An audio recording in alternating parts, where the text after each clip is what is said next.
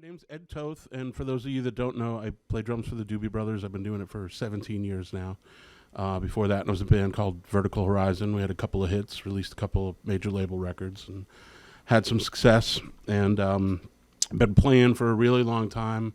I started when I was 6, and I started younger, but I started studying formally when I was 6, and studied through school. I grew up in Connecticut, and was fortunate enough to have music programs from 4th grade on. Marching band was a big deal for me in high school, and I also marched the Euro Drum Corps, DCI, with the Bayonne Bridgemen in 1985. I have a lot of friends still connected to the activity, including my brother, who's a visual director for Santa Clara Vanguard, so I still keep up with the activity quite a bit, although I don't play that stuff as well as I used to. But I still play that stuff frequently. Went to the University of Miami in 1990, graduated in 1994 with a degree in music ed, and held off getting a quote-unquote real job because for a variety of reasons, but mostly because I just wanted to play. And I knew that if I'd fallen into getting a teaching job right away, that I would fall into the safety of that. Benefits, summers off, all that kind of stuff. So I held off, and in 1996 joined the band Vertical Horizon. I'll talk about that audition process in a little bit during the presentation here. And was with them for 9 years. They had made a couple of independent records before I joined. I just happened to join them after they made a record that had Carter Beauford on it from Dave Matthews Band, so I had to learn some of that stuff, which was a lot of fun and a lot of work. But we made a live record, and then we got signed by the RCA label and made a couple of major label records. The first one was called Everything You Want, which had a big hit song of the same name, right around 2000 or so. The song was bigger than the band. It really was. And we had a follow-up hit for that, made videos and did the whole rock and roll thing for a while. We made a follow-up record, which unfortunately kind of fell through the cracks as they do. I'm sure Steve will have some things to say about that too later. He was in a major label band. And then the band sort of started to fragment, and it was around that time that I got a call to audition for the Doobie Brothers, which I did and have been doing that since 2005. So that's kind of my background, and I know the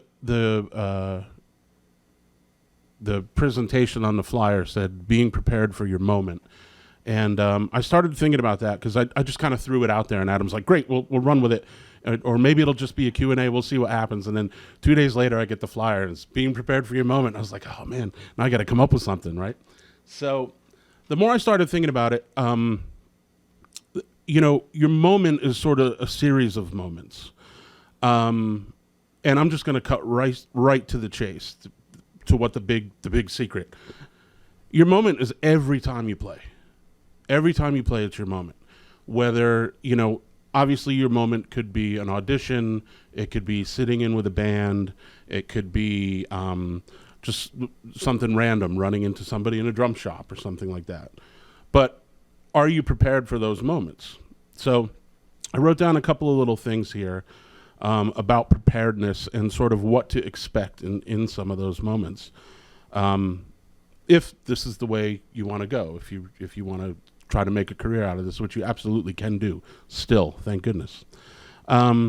So in the preparedness of it all, the first thing I wrote down is, and I kind of swiped this from, I know a couple of you guys were here last week. Gabe Stasnik had a great handout about being a working drummer. And one of I think it was the very first thing on his handout was musicianship. And that's really the thing. I mean, nobody, you have to know what you're doing and have your hands together and have your playing together and playing with other people in different types of situations. Obviously, those kind of things are very, very important. And we're always working on that. We're all sort of a work in progress, At least you should be. You should be a work in progress at every step of the way, Behind the beat drummers are my favorite, man. Welcome. So it goes without saying having your playing together is a really big part of the thing. But then also there's some things that not a lot of people talk about and people don't really think about. Like what kind of gig do you want? Do you want to play in a symphony? Do you want to be the guy that works at AMT all the time? Do you want to join a rock band? Do you want to just sort of be in a tribute band of your favorite band or whatever? Like what kind of gig do you want? So within that parameter, you should immerse yourself in that world. If you want to be if you want to be a working drummer around town in a cover top 40 band, playing bars, playing weddings, that kind of stuff, go out and see those bands. Go check out what kind of songs they're playing. Do you know those songs? Chances are you might not. Learning the material is, part and parcel to the whole thing. So yeah, listen to those bands, whatever type of band it is. If you want to be in a country band, go check out the local country bands. What kind of tunes are they playing? And learn those songs and learn them correctly. I can't tell you how many times. So I'm a recent transplant to Lancaster, and I moved here from Nashville. And I cannot tell you how many times I walk down Broadway in Nashville and hear people playing Sweet Home Alabama wrong. And it might not be that big of a deal. Maybe their kick drum's a little busier than the original recording, but, it's a case of, how many times have we heard Sweet Home Alabama? And I'm not picking on Sweet Home Alabama, but that's any cover band is pretty much going to play that song. How many times have we heard it? We've heard it a million times, right? How many times have you actually listened to it? What does the kick drum do on that song? Do you know that he goes to a cross stick in the verse? It's not just bashing out the tune. I Feel Good by James Brown's another one that people play wrong all the time, because they think that they're supposed to be the funk of it all when they don't realize it's the whole arrangement that makes it funky. Not just what the drums are doing. So 9 times out of 10, somebody's playing that song on the drums. It's too busy, So really learning the material and knowing the material is a good thing. Just kind of glancing at my notes here. So yeah, what kind of gig do you want? And if the kind of gig you want doesn't exist, there's nothing to say you can't put your own thing together. If you say, you know what, Lancaster doesn't have a Genesis cover band, you probably won't work much, but if that's what you want to do, then do it. There's nothing that says that you can't do that. You put your own thing together. Okay, I want to play cover songs, but I don't want to play the sort of top 40. I want to play the songs that make people go, oh yeah, I remember that song. Oh yeah, I remember that song. That stuff's always fun. So there's nothing that says you can't put together what you want to put together. So that's one thing. Hold on. Excuse me. I'm just kind of going to go through these things, and hopefully they make any sense. And if anybody has any questions about anything while I'm doing this, please say so. Hanging with drummers is great. It's one of the best things ever because drummers are cool as can be, right?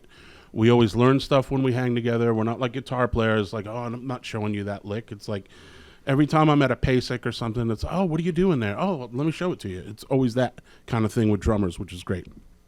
However, most of your gigs are not going to come from drummers.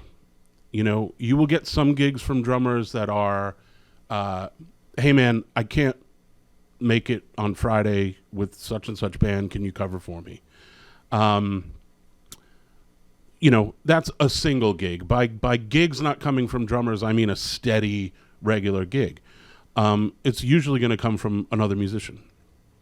So, making the hang is part of the thing. And going out, and when you're out and about and seeing the bands around here, or wherever you may be, don't be shy about going up and saying hello to somebody. I never would have got the Vertical Horizon gig if I didn't go up to their drummer that night and say hello. Now, I found out before I went to say hello to him that he was on his way out. He didn't like being on the road, and they were looking for a drummer.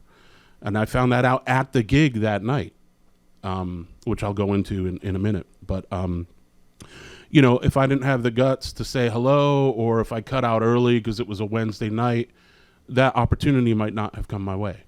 So talk to people, see if they want to play, if they want to jam, play with as many people as possible. I mean, that is a huge thing. And if you can, the gigs will come to you once you start playing with a bunch of people. And the more people you're playing with, the more gig opportunities there are going to be. That's a fact.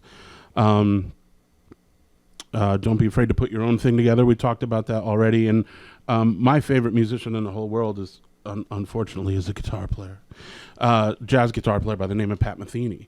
And he says, try to be the worst player in your band. And there's a lot to that. Obviously you don't want to suck, but don't be afraid to surround yourself with people that are maybe a step ahead of you or a couple of steps ahead of you, because it's just going to make you work that much harder to get to where they're at, and or be able to learn and soak up different things from them as well. Social media. Be careful of social media. Social media is a great thing. I wish, when I was growing up, I was a teenager in the 80s, and if a drum clinic came to Connecticut, which they often did because we had a couple of cool stores in Connecticut, it was a great moment. You get to go see somebody play. It didn't matter who they were. They were a working professional. You got to go check it out. You got to ask questions. You got to watch them play live from this far away, and it was killer. Now you can watch performances of your favorite drummer from 19 whatever, fill in the blank, which I think is wonderful. I think where you need to be careful is with the people that are telling you how to do things. Dig deep, do the research, do you know this? Are you aware of this person? Are they from a band, or do they have a band? Are there recordings that you can check them out on? If there's not, chances are it might not be somebody you completely want to follow 100%. Are there live clips of them playing on the internet? If there's a combination of no live clips and no recordings, you might want to look elsewhere. Everything can be fixed on the internet. Visually, audio, the whole thing. So just be careful. You see a lot of people doing coaching, drum coaches and that kind of thing. And they'll be playing something and all the comments will be like, yeah, man, that's killer. That's wonderful. That's wonderful. And, it's the lack of experience in the comments section where they don't realize that, it's not really that wonderful. It's not really that good. And you don't want to be the guy that's like, hey, you should do this, you should do this, you should do that. But just be careful. Whoever you're following on YouTube, all the tutorials and stuff that are out there, I would encourage you to see if check them out in their regular playing situations as well. Just to make sure that there are some. So be careful. Just because someone's good at social media doesn't necessarily mean they're a good drummer. So be careful with that stuff. But soak up of it, as much of it as you can as well. It's that double-edged sword. Auditions. So a lot of that stuff there talks a little bit about the preparedness of your moment. Just being ready for that moment whenever it may happen. Now, auditions are a whole other story because that's a moment for you to try to get a gig. I've had really, not counting things like auditioning for Allstate when I was in high school and that kind of thing. I've really only done 3 auditions for gigs. The first one was when I was coming out of Miami. I auditioned for a singer-songwriter in Miami. And I'll always be grateful for the guy that gave me the audition because I pretty much knew that they had hired a guy. But this guy had promised me an audition. And I kind of hammered him about it. Dude, you said I could audition. Come on. And at this point, I pretty much knew I wasn't going to get the gig, but I wanted the audition experience. And God love him, he gave it to me. And I went and played, and it was a friend of mine at Miami that actually had the gig. And I went to their rehearsal space and played on his drums and played the 3 songs that they had me learn. And it was a cool moment. And I think because I sort of knew that this other guy kind of had the gig sewn up, maybe there was an outside chance that something I played or the way I played might make them change their mind. But I kind of knew that that was unlikely. That kind of kept me calm at the audition. You know, I didn't get too nervous. I just kind of went in and played and did my thing, and I'm glad I had that experience. So years later, the Vertical Horizon audition, I was working for Borders Music. You guys remember Borders is like a Barnes & Noble kind of thing. And they had a music store, and I was working in the music store there.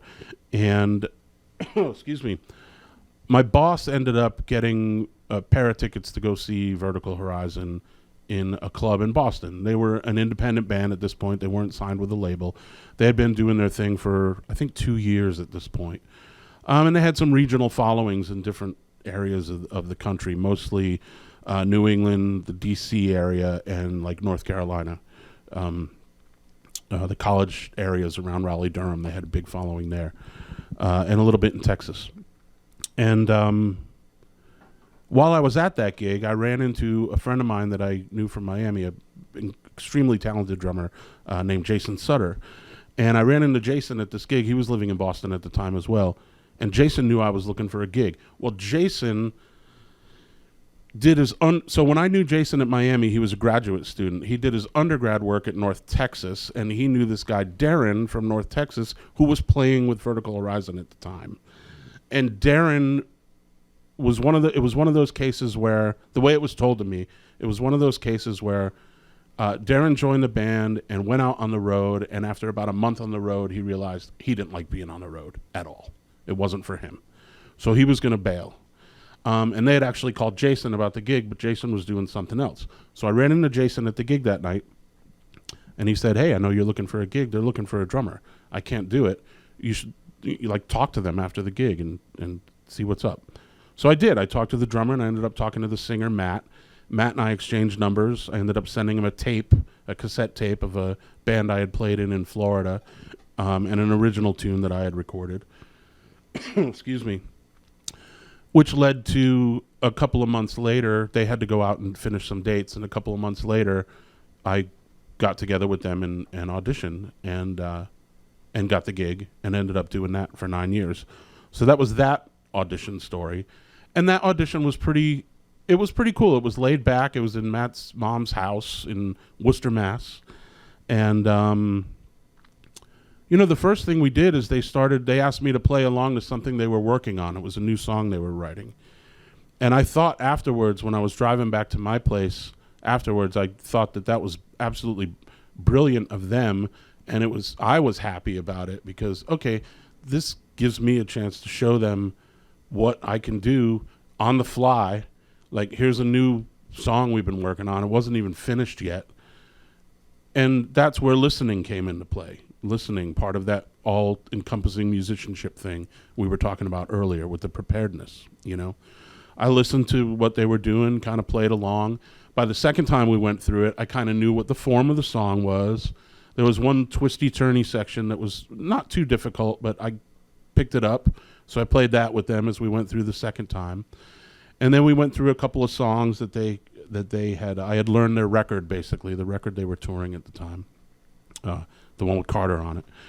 And, when it was over, they asked me if there was anything I wanted to play. And there was a song of theirs that I loved that we hadn't played. And I said, I'd love to play this song. I think it was a song called Fragments. I'd like to play the song Fragments. And they hadn't played it in a while. So they were like, oh, man. And they were like, no, okay, we'll do it. And what ended up happening is as we were playing the song, they went to a section too quickly. I ended up correcting them on their own song. But apparently that's the way they had done it live when they had done it, which they hadn't done it for a while. But again, they noticed, like, it wasn't like, oh, no, we totally screwed that up. Like, you're playing the record version. That's totally the record version. Like, and so they noticed that. So auditions, learn what they ask you to learn, okay? And then some. with the Doobie audition, so I'll fast forward and tell you the Doobie audition story. I was a fan since I was a kid. I actually wrote a letter to the Doobie Brothers fan club when I was 11 years old. It's a true story. Because my parents were fans. We used to go to the shows when I was 8, 9 years old in Connecticut. Some of my first concerts. Although my very first concert was Tower of Power in '74, so beat that. I'm sure some people watching online are like, oh, my first concert was Zeppelin. Tower was better. Anyway, especially in '74. Vertical Horizon was playing a show at the Warfield Theater in San Francisco, and earlier in that week, for whatever reason, I realized that our booking agency also booked the Doobie Brothers. So I called our booking agent and said, invite anybody from the Doobie Brothers camp to the Warfield show. If we go over on the list and I have to buy tickets, I'll buy tickets. Like, I love the Doobie Brothers. You guys represent them. I would love to meet any of them, you know. Anyway, their manager at the time, a guy named Bruce, and Michael Hossack, who was one of the drummers. The Doobies used to be 2 drummers. And Michael was an original member. He recorded Listen to the Music, Long Train Runnin', China Grove, Blackwater, sort of the pre-Michael stuff. Mike Hossack came out to the gig, and so we met that night, and I just told him, like, man, I learned how to play my instrument playing along to your records. Like, it's really cool to meet you. Thanks for coming out. And he was like, dude, I have your record, and it's really cool. And it was like, oh, man, that's so cool, you know? So anyway, we became friends, which was really cool, and stayed in touch here and there. Now, this was in '02. Fast forward to '05, and Keith Knudsen, who was the other Doobie drummer, passed away suddenly. And a couple months went by, and Mike reached out to me, and he knew that things in Vertical Horizon land were not so great, and that I was I had my radar up looking for some other things to do. And he said, hey, we're going to keep doing 2 drummers, and we're going to audition. You want to come down? But we're not it's an invite. We're not doing what they call a cattle call, where they put an ad out and people line up around the block. They were just inviting half a dozen guys to come over and play. He said, you want to come play? I said, absolutely, you know. And again, I thought nothing of it. I'm like, I'm not going to get this gig. These guys are 20 years older than me. You know, they've got friends in the music industry. A couple of them who are on the list to audition, name guys. And I'm like, I'll go to California and I'll be in the Doobie Brothers for a half hour, and it'll be awesome. I'll have a cool story to tell, you know. If it's not too weird, maybe I'll ask for a photograph, you know. Anyway, there was a short list of tunes they had just put out a live album the year before, so there was a short list of tunes from this live record that I learned. Well, I've known their music my whole life, so it was basically, for me, it was like, you call whatever tune you want. I'm good, you know. Hopefully the arrangement's the same as the record, you know. So I learned what they had said, and again, during the audition, there was a moment where Tom Johnston called a tune, and John McPhee said, hey, man, that's not on the list. And I just said, it's all right. I know it. Let's play it. And we played it. So, again, I think that was kind of a cool thing that worked in my favor. The fact that Mike, the other drummer, had invited me into the situation worked in my favor. You know, he wanted me to be the guy, but it was a group decision. But it ended up working out, and I ended up getting that gig. A little bit more about auditions, going back to we're talking about being prepared for your moment. Auditions. Learn what they ask you to learn, and then some. You know, if it's a few tunes off an album, learn the whole album. You know, if it's a section of a song, learn the whole song. I mean, just kind of find out as much about them as you can. You don't have to learn their whole catalog. Especially if it's a big catalog, or even if you're going to audition for a local band and they say, hey, learn these 5 tunes. Learn those 5 tunes and have them ready to go, because ultimately that's what they asked you to do. Those are the songs they want to hear you play to determine whether or not they're going to ask you to do the gig. Show up early and listen, I find, is a great thing. when I did the Doobie audition, it was 2 days of auditions. They listened to 3 guys on a Monday, 3 guys on a Tuesday. I was the last guy to go on a Monday. I got there early enough that I heard both the guys before me. And I totally took this, it's a page from the Phil Collins playbook. Phil Collins famously showed up early for his Genesis audition, and they said, we've got a bunch of guys ahead of you. Why don't you go hang out in the pool? This is at Peter Gabriel's mom's house. Go hang out at the pool.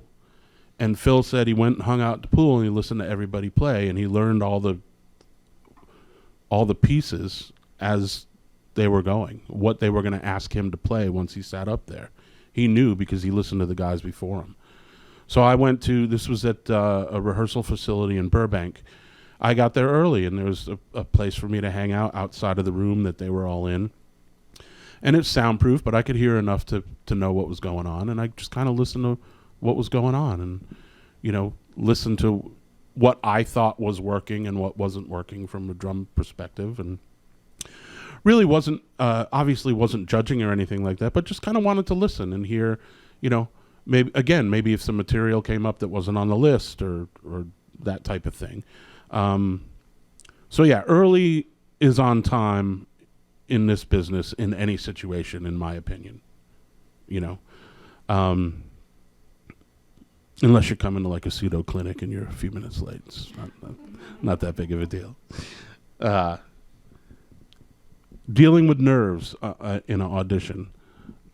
I always feel like I'm auditioning them, which is a real gutsy thing to say, but think about it. Like, do I want to play in this band? Are you everything that I want you to be as a band? Does it sound as good as what I hear on the records and in the shows and all that? Are you cool people? Gabe and Paul talked about that last week, and I think John talked about it too. Like, that will go, I'll circle back to that. That will go farther for you in this business than your chops. I won't even circle back. We'll talk about it right now. Like, drummer A has Vinnie Colaiuta style chops, and he's killer. But it has a little bit of a reputation of being a little bit of a hothead, and he's a little bit of a jerk every now and then, but people tolerate him. He's a good guy. He plays well. He's fun to watch. Drummer B doesn't quite have the chops as drummer A does, but he has the chops enough to do the gig that they're both auditioning for. Drummer B is a sweetheart. You won't meet a nicer guy or gal, Drummer B is getting a gig every day of the week and twice on Sunday. So that's a very important thing. Very important thing. Okay, so we talked about preparedness. We talked about auditions. How am I doing on time? Pretty good? All right.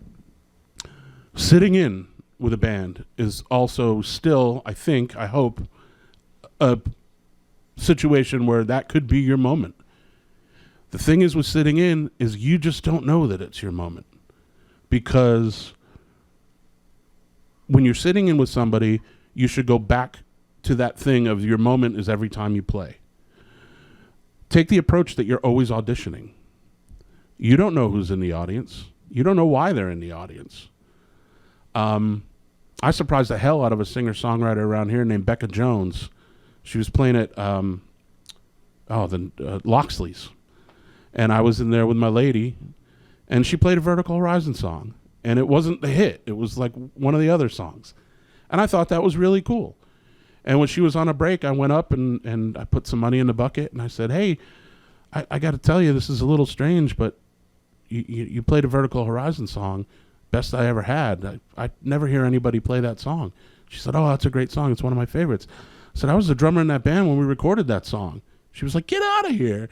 And so now I'm doing some work with Becca, working on her on some of her songs from a sort of production standpoint and all that stuff. So you never know, who's in the audience, why they're there.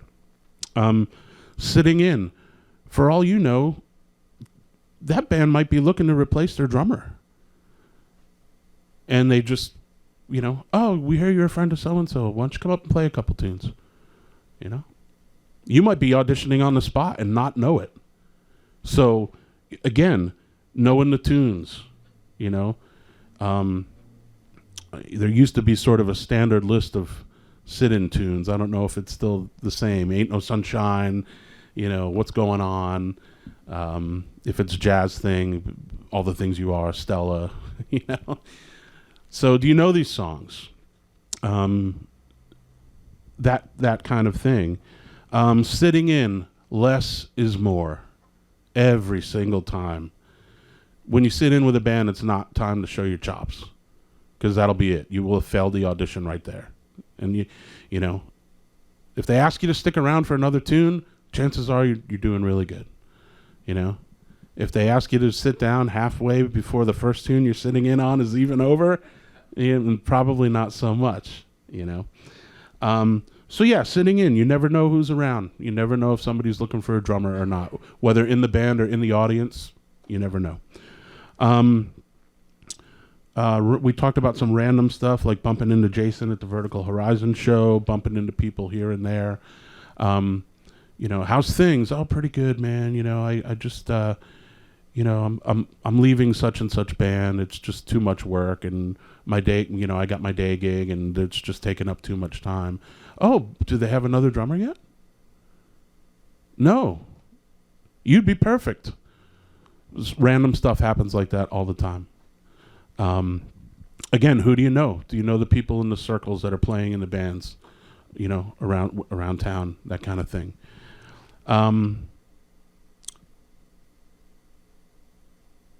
I put down a thing here that's just me, but it's probably important to know. I will rarely recommend somebody for a gig unless I've heard them play, unless I've been in the room with them playing. For a couple of different reasons. Again, you know, internet stuff that's not a live recording can be dressed up. And often a lot of the internet stuff where people are playing by themselves, it doesn't show what they can do in an ensemble, how they play with other musicians. Very important stuff. And the X factor, again, are you a good person? You know, can you hang? You know, do you make eye contact in a conversation, or are you looking over somebody's shoulder to see if somebody cooler walks in the room? You know, sitting in, you know, are you hammered? Like, you might not want to sit in if you've had a few, you know. I would never tell anybody what to do in that situation, but if you've had, I've declined to sit in on a couple of occasions because I'd been out having a good time. And it's like, oh, thanks, but I'm cool, man. You go ahead, you know. Had I been looking for a gig, it might have been a little different, you know. But yeah, that kind of thing. Just being a good person, you know, and being able to get along with people. It's like any career, but in this business in particular. You know, just to wrap this up a little bit, and then you guys can ask questions. I have a couple of things here that I think are important. I wrote down, when most people need a drummer, they need a drummer now. They don't have time to walk you through stuff. So all this stuff we're talking about being prepared and having your stuff together, whether it's playing, whether it's as a person, your relationships with people, checking out the scene, seeing what's available, knowing who needs a drummer, who doesn't need a drummer. If somebody doesn't need a drummer, don't be the guy that's sniffing around hoping that the gig's going to be open at some point. Just be cool. Stay friends with the people. Maybe they'll have you sit in every once in a while, and then maybe some point that drum chair becomes open and you can go for it. You know, nobody likes anybody who tries to undercut somebody on a gig. It's just not cool. And also, learning about another drummer's path to success is great, but in the end doesn't mean a thing, because everybody's path is different. You know, my path is different from the guys that I admire. You know, there's a great story about, again, random. I might have this wrong. I think it's Billy Joel's bass player. Somebody in the Billy Joel band got the gig because he did a wedding with Billy Joel's horn player. He didn't know Billy Joel was looking for a bass player. The next thing you know, he got the call, you know. My friend Craig McIntyre plays in the Goo Goo Dolls. He wasn't really looking for a gig, but he had done some gigs with one of the guitar players that plays with the Goo Goo Dolls. And so when that drum chair became open, you know, the Goo Goo Dog main guys said, "Hey, do you know anybody?" "Oh, I know this guy Craig," and it wasn't even an audition. It was like, "Dude, gig's yours if you want it," based on this other guy's recommendation. So that things like that can go your way as well. So again, every moment, every time you play is your moment, because you just never know. You never know. So anyway, I hope that gives a little bit of insight into some stuff for those of you that are looking to go this road. And I don't know, do we have time for questions? Yeah, if anybody has any questions about anything.